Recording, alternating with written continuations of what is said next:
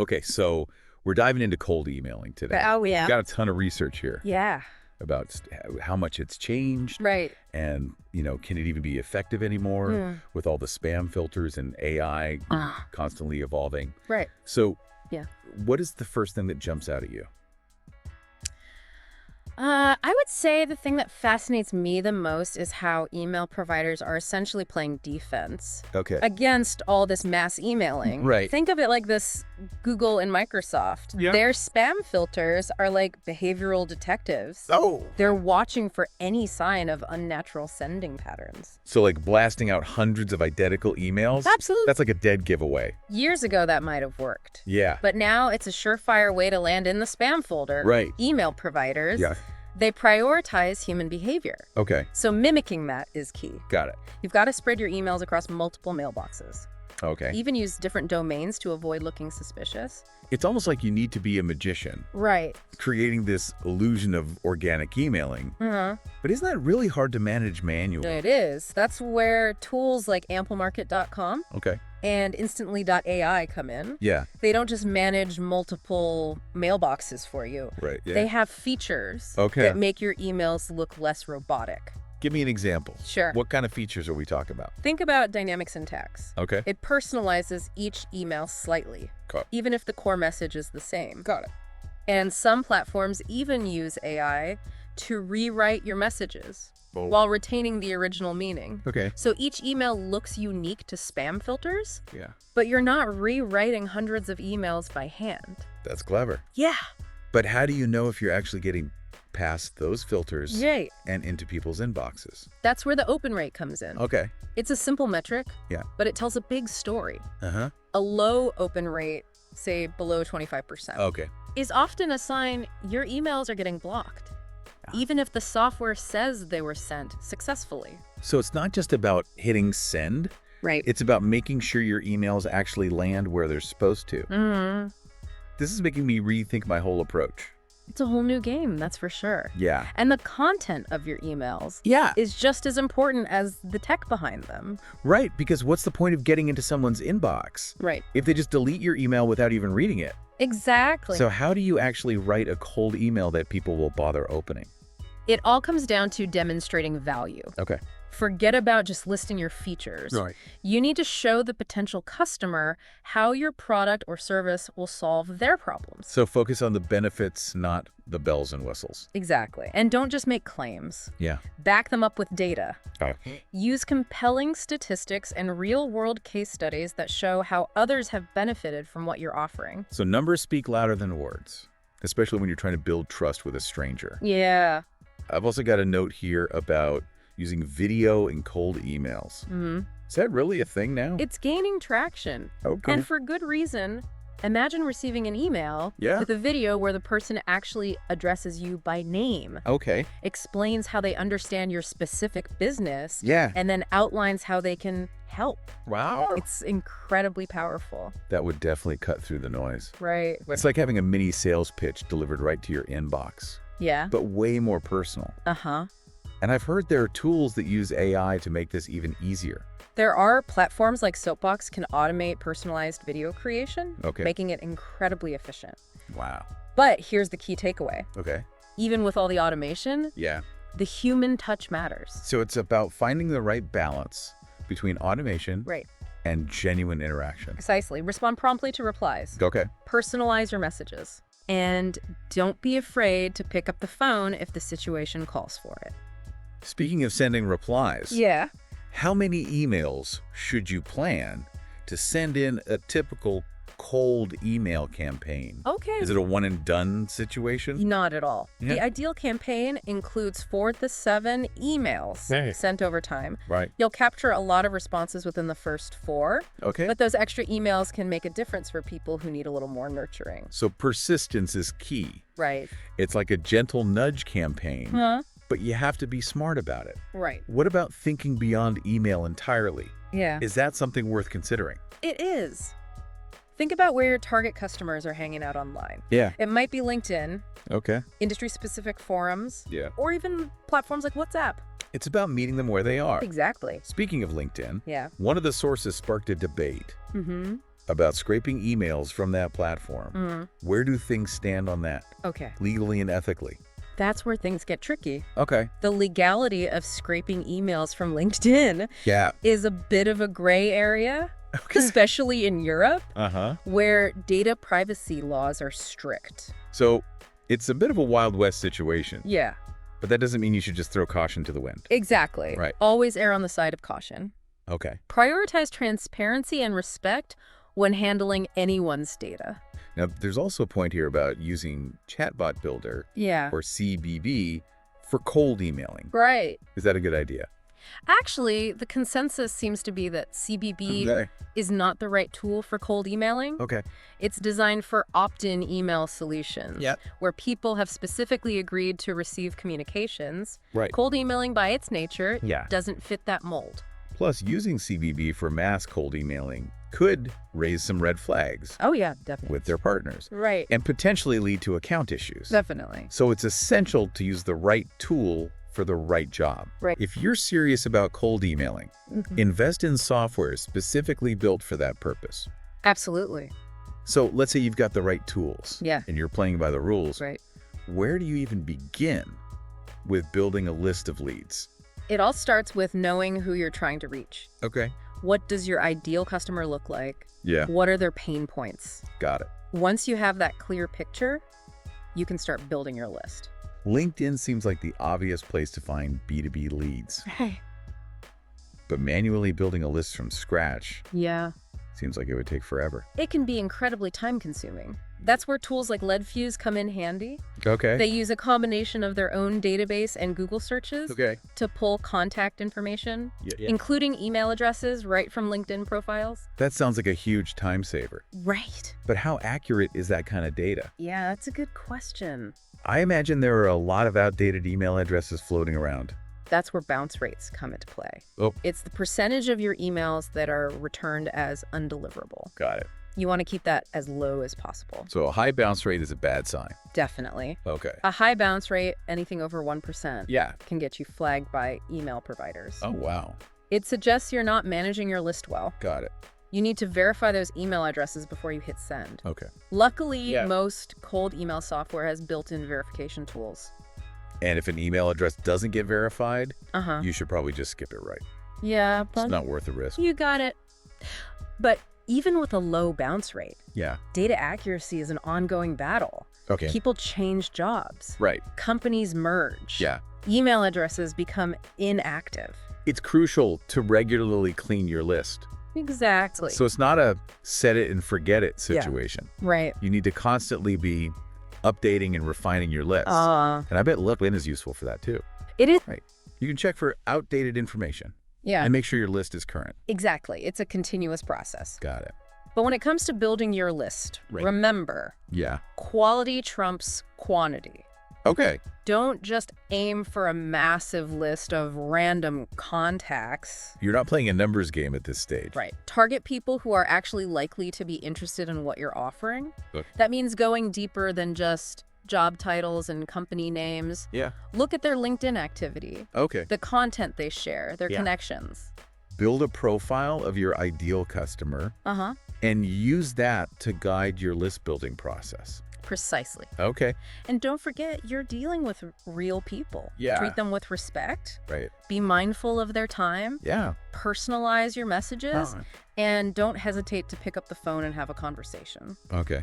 Building relationships is what it's all about. Okay. So we've built our list. Right. We've got the tools. Oh. And we're ready to write some killer cold emails. Okay. What are the key ingredients of an email that actually gets results? One of the most crucial elements is grabbing their attention right from the start. Okay. Your subject line is your first impression, Yeah. and it needs to be compelling. So no generic subject lines like business proposal or partnership opportunity. No. Those are going straight to the trash bin. Exactly. You need something that piques their curiosity Yeah. or offers a clear benefit. Okay. Think about using a question related to their industry Okay. or a statistic that highlights a problem they might be facing. Got it.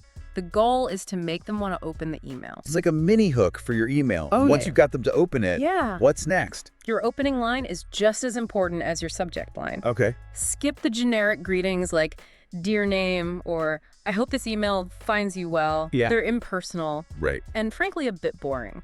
So how do you write an opening line that doesn't make people roll their eyes? Personalize it. Okay. Mention something you admire about their work, Okay. or reference a recent accomplishment. Got it. Show them you've done your research Yeah. and you're genuinely interested. It's like you're saying, hey, I see you and I value what you do. Exactly. And make sure your email is easy to read. Okay. No one wants to wade through a wall of text. Short paragraphs, Right. bullet points, clear headings, Uh-huh. all that good stuff. Absolutely. Keep it concise. Okay. Get to the point quickly Yeah. and respect their time. Now let's talk about the call to action. Okay. This is where you tell the recipient what you want them to do. Be clear and specific, right? Right. No vague requests like let's connect or learn more. Tell them exactly what you want them to do. Okay. Schedule a call. Yeah. Visit your website. Right. Download a resource. Got it. Make it crystal clear and provide easy-to-follow links and instructions. Make it a no-brainer for them to take the next step. Right. And of course, don't forget to follow up. Follow-up is crucial. Okay? Don't give up after one email. Yeah. It takes multiple touch points to get someone's attention. So what's the best way to follow up? More emails? Mm-hmm. LinkedIn messages? Yeah. Phone calls? Don't be afraid to use different channels, Okay. but always provide value in your follow-ups. Yeah. Don't just send a generic reminder. Yeah, okay. Share a relevant article. Right. Offer a helpful tip, Uh-huh. or invite them to a webinar. Stay top of mind, but do it in a way that's helpful, not annoying. That's the balance you need to strike. Got it. Now, one of the sources stressed having a system Uh-huh. for managing your cold email campaigns. Right. What's your take on that? It's like having a dashboard for your outreach. Exactly. Exactly. Stay organized. Okay. Track your progress. Right. And make adjustments along the way. Yeah. You can use a simple spreadsheet, Okay. a robust CRM system, or dedicated cold email software. Got it. The key is to monitor your open rates, Right. reply rates, Uh-huh. and conversions. So you can see what's working, what's not, Uh-huh. and refine your approach over time. Exactly. It's all about continuous improvement. Right. And speaking of improvement, Yeah. we touched on personalization earlier, Uh-huh. but it seems like that's worth diving into a bit deeper. Okay. It's more than just dropping someone's name into an email, right? Absolutely. Yeah. True personalization is about making your emails feel like they were written specifically for that recipient. Okay. It's about understanding their needs, Right. their interests, Yeah. their pain points, Oh. and tailoring your message accordingly.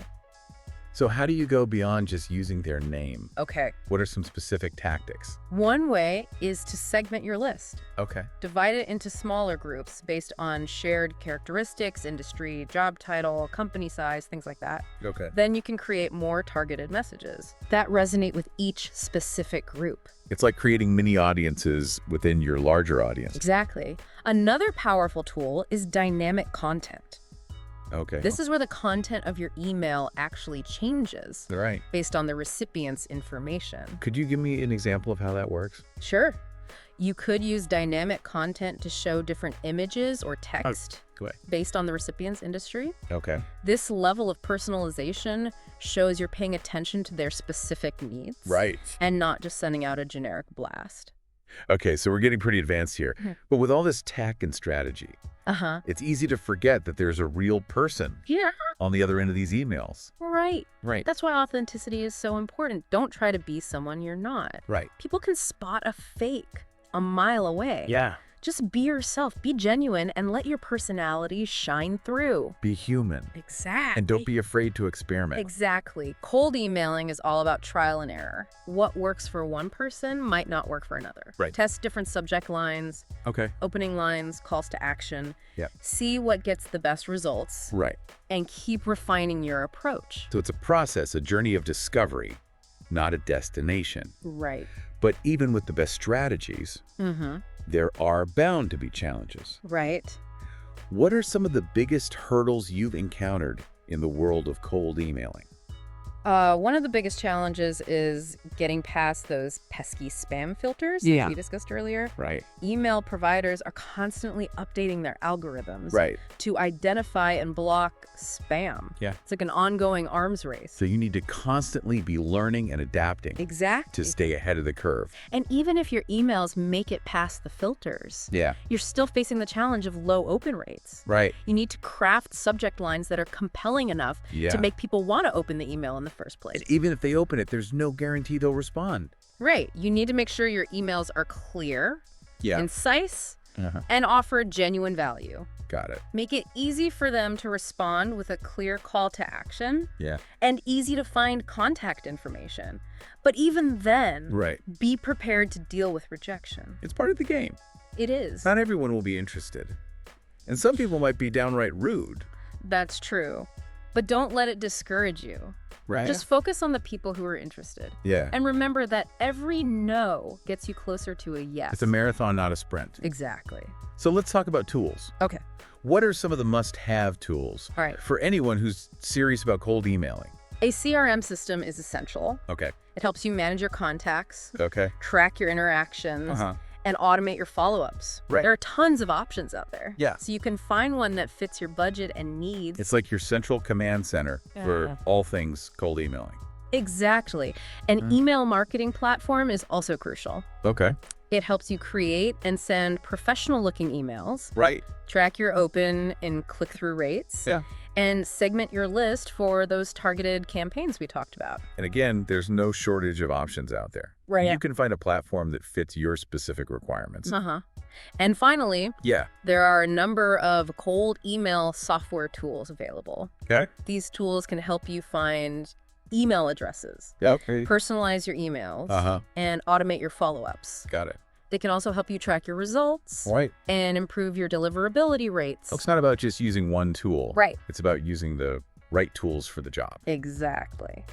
Now let's talk about best practices. Sorry. One of the most important best practices is to be respectful. Right. Remember that you're reaching out to people who don't know you. Yeah. So be polite, professional, and don't spam them with irrelevant content. It's about treating people the way you'd want to be treated. Right. Golden rule stuff. Absolutely. Be relevant. Okay. Make sure your emails are tailored to the recipient's interests and needs. Right. Avoid generic blasts. And be concise. Yeah. Get to the point quickly. Respect their time. Right. No one wants to read a novel in their inbox. And make sure you're providing value. Right. Your emails should offer something useful to the recipient. Yeah. Information, insights, Right. even entertainment. It's not just about selling. It's about building relationships. So it's about giving before you ask. And finally, be persistent. Okay. Cold emailing is a numbers game. Right. You're not going to get a response from everyone. Yeah. But if you're consistent and you follow best practices, you will eventually start to see results. It's a long game, but it can be incredibly rewarding. It can. Now, one thing that's really struck me throughout this research is how much the landscape of cold emailing is changing. It is. With the rise of AI, it's an exciting time. Right. We're seeing new tools and techniques emerge all the time. For example, there are now AI-powered tools that can help you write more effective cold emails, personalize your messages, and even automate your follow-ups. It's incredible. It's incredible how much technology is changing the game. It is. Yeah. And it's only going to get more interesting in the years to come. That's both exciting and a little intimidating. Yeah. But I think the key takeaway here is that cold emailing is still a viable strategy.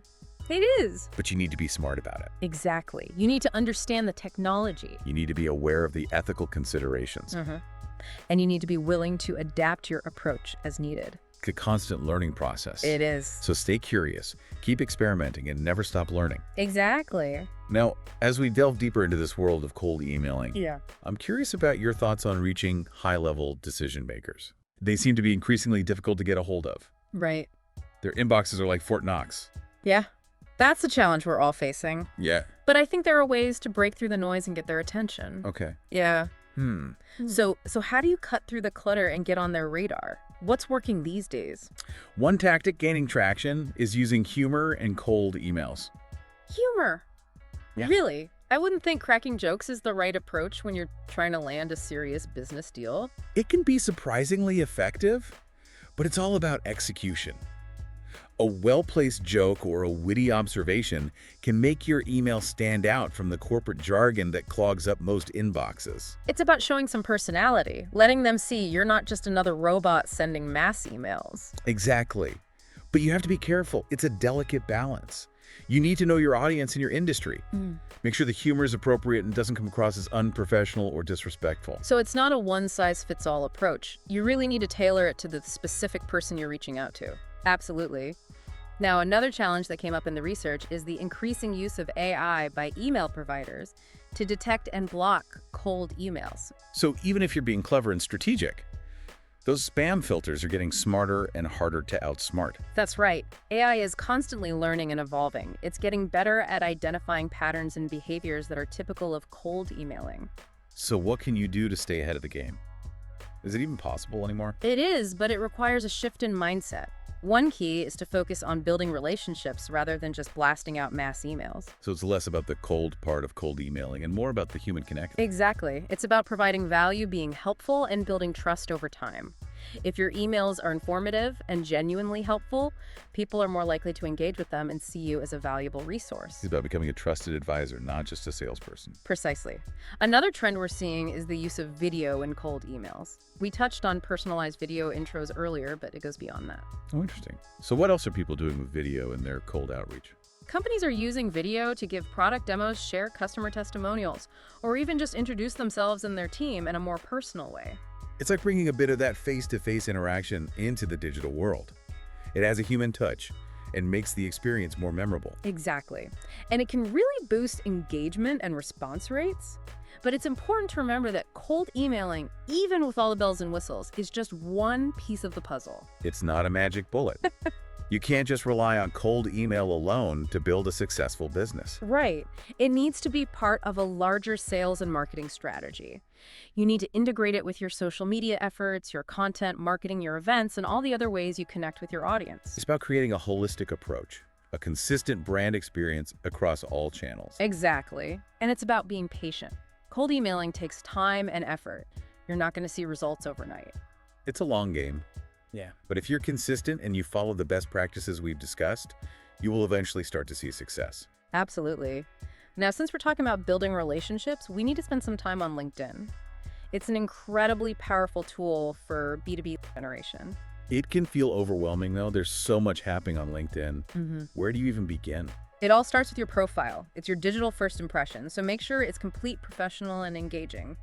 Use a high-quality headshot, write a compelling headline that highlights your value proposition, and showcase your skills and experience in a way that resonates with your target audience. And don't forget the call to action. Let people know what you want them to do, whether it's connect with you Aero, visit your website, or download a resource. Right. Make it easy for them to take the next step. Now, once you've got your profile in tip-top shape, you can start building your network. So connect with people in your industry, past colleagues, people you admire, that sort of thing. Exactly. And don't be afraid to reach out to people you don't know personally, but when you do personalize your connection requests, mention something you have in common, a reason why you're reaching out, or something you admire about their work. Generic requests get ignored. It's like the cold email principles we discussed earlier applied to networking. Make it personal and show genuine interest. Exactly. Once you've built a strong network, start engaging with your connections. Share interesting articles, comment on their posts, participate in group discussions, and add value to the conversation. Be helpful, not just self-promotional. Right. You can definitely promote your own content, but do it strategically and sparingly. You don't want to bombard people with sales pitches. Now, I know LinkedIn also offers paid advertising options. That's something worth exploring. Absolutely. LinkedIn ads can be incredibly effective. They allow you to target your ideal customer with laser precision. You can target by industry, job title, company size, interests, and a whole range of other criteria. So you can really zero in on the people who are most likely to be interested in what you have to offer. Exactly. And you can track your results closely to see what's working and what's not. It's a powerful tool, but it can also be expensive, so it's important to use it strategically.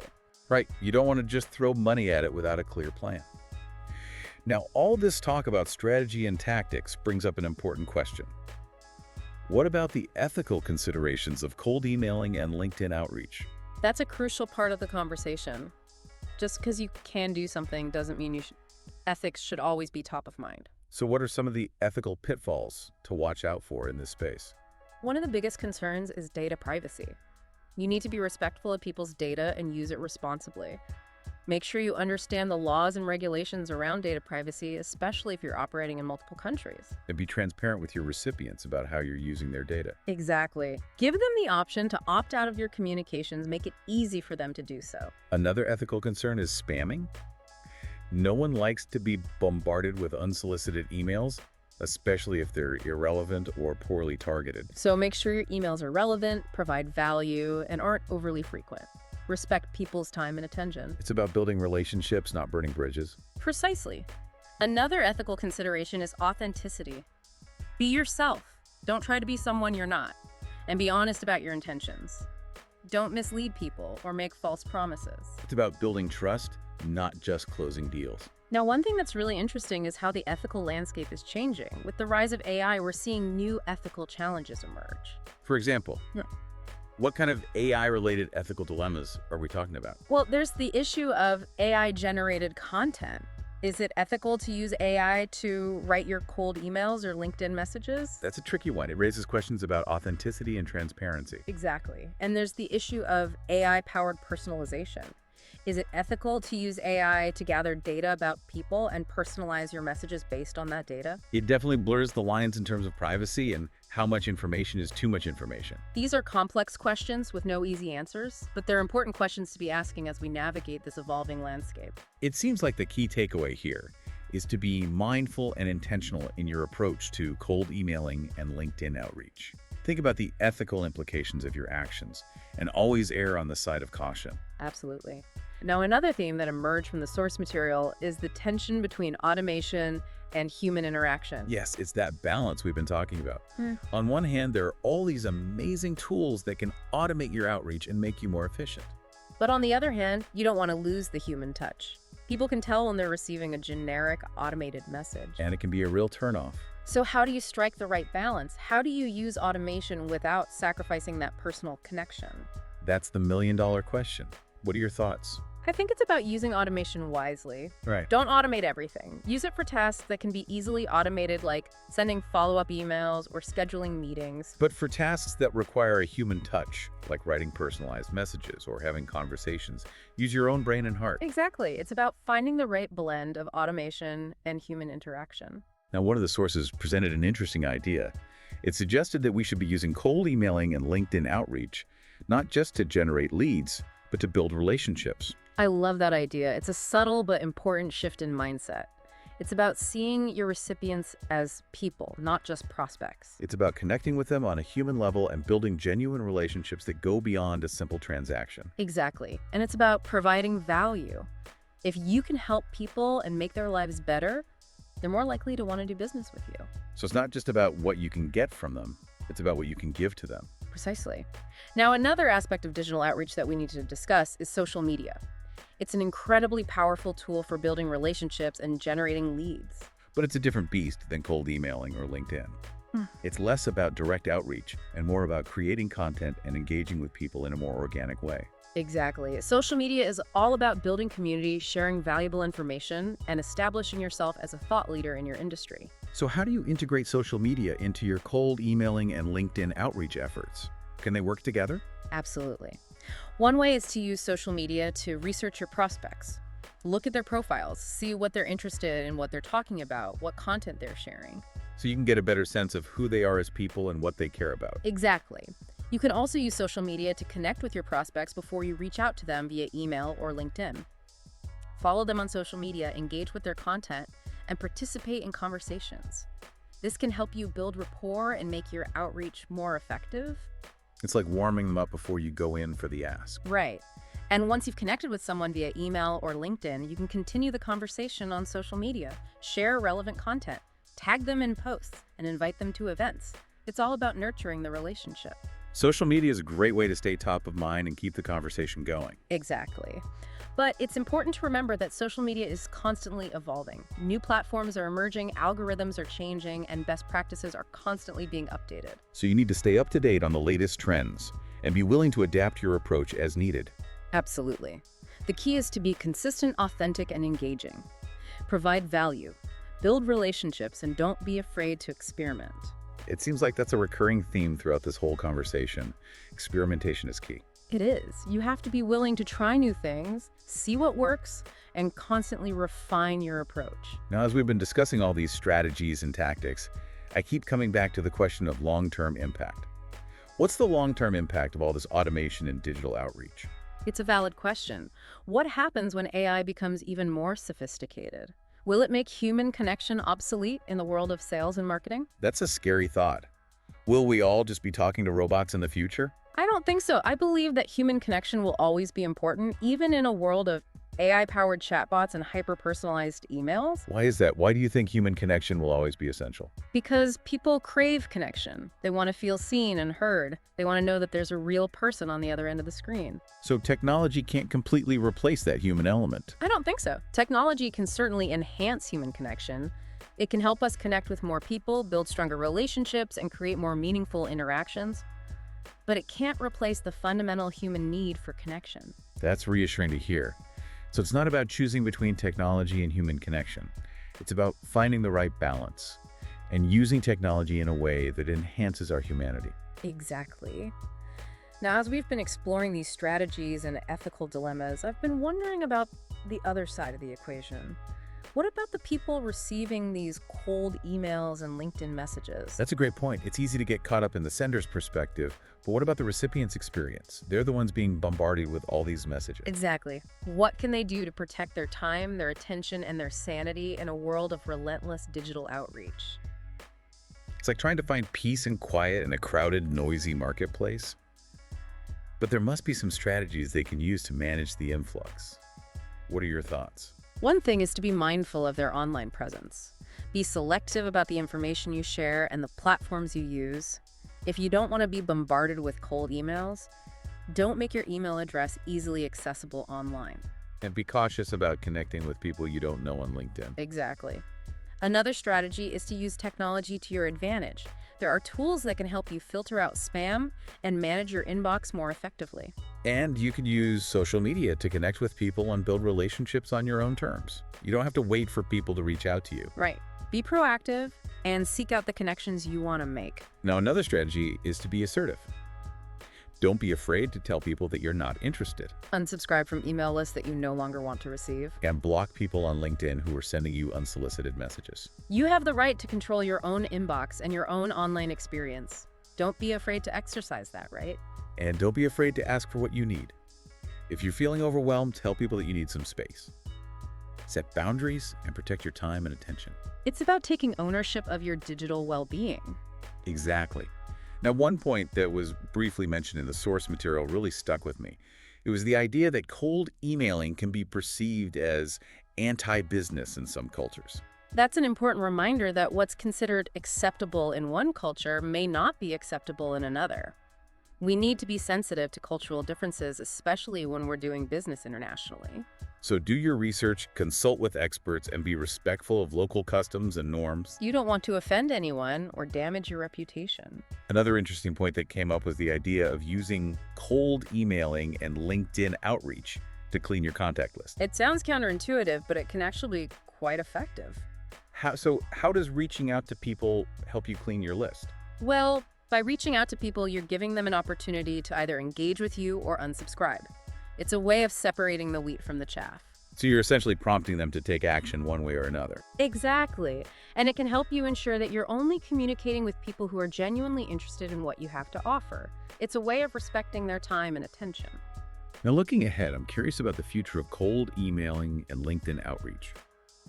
What trends are you seeing? Where do you think things are headed? It's a constantly evolving landscape, but one trend that's clear is the increasing use of personalization. As AI gets more sophisticated, we're going to see even more personalized cold emails and LinkedIn messages. So it's going to be even more important to make sure your messages are tailored to the specific needs and interests of your recipients. Absolutely. Another trend that's gaining momentum is the use of video. We've already discussed the power of video, and I think we're only going to see more of it in the years to come. It makes sense. Video is a great way to add a human touch and make your messages more engaging and memorable. Exactly. Now, another trend that I'm seeing is a shift towards more authentic and genuine communication. People are tired of receiving generic automated messages. They want to connect with real people. So it's not just about being personal, it's about being authentic. Exactly. People can spot a fake a mile away. So be yourself, be genuine, and let your personality shine through. That's great advice. Now, one thing that I'm wondering about is the role of regulation in all of this. Yeah. As cold emailing and LinkedIn outreach become more sophisticated, do you think we're going to see more regulation? I think it's inevitable. Governments are already starting to crack down on spam and data privacy violations, and we're likely to see more laws and regulations in the years to come. So it's going to be even more important to stay up to date on the latest developments and make sure you're compliant with the law. Absolutely. You don't want to get caught on the wrong side of the law. Now, before we wrap up this section, I wanted to touch on one final point that came up in the research. The idea that cold emailing is a numbers game. It's a reminder that cold emailing is a process. It takes time, it takes effort, and it takes persistence. You're not going to get a response from everyone you email. But if you're consistent and you follow the best practices, you will eventually start to see results. So don't give up. Keep experimenting, keep learning, and keep building relationships. That's great advice. Now I'm curious about how people are using these techniques in the real world. Have you had any interesting experiences with cold emailing or LinkedIn outreach? I have, actually. I once received a cold email that was so well written, so personalized, and so relevant to my interests that I actually ended up hiring the person who sent it. That's amazing. It just goes to show that cold emailing, when done right, can be incredibly effective. It really can. Now, I'd love to hear from our listeners about their experiences with cold emailing and LinkedIn outreach. What challenges have you faced? What successes have you had? And what tips do you have for others? We'd love to hear your stories. Oh, I think it can be incredibly powerful in any area of life. Uh-huh. And that includes cold emailing and LinkedIn outreach. Okay, I'm all ears. How do you actually apply gratitude to something like cold emailing? When you approach people with gratitude, Okay. it changes your whole energy. Right. Instead of feeling like you're trying to get something, you're focused on what you have to offer. So it's less about neediness, Yeah. more about abundance. Exactly. And that shift in mindset can make you more likable, more trustworthy, and honestly more pleasant to interact with. That makes sense. Yeah. People can sense when you're genuinely grateful. Right. And it makes them more receptive to what you have to say. Uh-huh. Do you have any specific tips for weaving gratitude into cold outreach? It can be as simple as expressing gratitude in your messages. Okay. Thank people for their time. Right. Thank them for considering your request. Yeah. And acknowledge any help they provide. Okay. Even if it's just a quick reply. It's about acknowledging the human on the other side of the screen. Exactly. Not treating them like a transaction. Precisely. And gratitude isn't just about what you say. It's about how you feel. Yeah. Take time to reflect on the good things in your life. Okay. Both personally and professionally, when you're feeling grateful. It shows in your communication. Okay. You're more likely to be positive and enthusiastic. Uh-huh. And that energy can be contagious. This has been such an insightful conversation. Yeah, it has. But there's one more thing I want to ask about. Okay. Call it a hunch. All right. But I'm curious about the role of intuition in all this. Intuition in cold emailing. I like where your head's at. I know it sounds a little out there. Yeah. But I think there's something to be said for trusting your gut. Right. Especially when you're dealing with people. Sometimes you just get a feeling about a prospect or a message. Okay. And it's important to pay attention to those instincts. Right. If you're hesitant to reach out to someone, maybe there's a reason for that. Yeah. Or if you feel inspired to try a new approach, go for it. So it's about finding that balance between strategy and instinct. Right. Don't be afraid to listen to that inner voice. Exactly. You've given our listener a lot to think about. Yeah. Any final words of wisdom as they embark on their own cold email journey? Stay curious, keep learning, and never stop experimenting. Right. But most importantly, remember to be authentic, be respectful, and never underestimate the power of genuine human connection. This deep dive has really opened my eyes to the possibilities of cold emailing. Yeah, me too. It's not just about sending out a bunch of emails and hoping for the best. Right. It's about building relationships, providing value, and connecting with people on a human level. It's a powerful tool when used correctly. Thanks for joining me on this deep dive. No, it's been a pleasure. We'll see you next time for another fascinating exploration of the ever-evolving world of business and technology.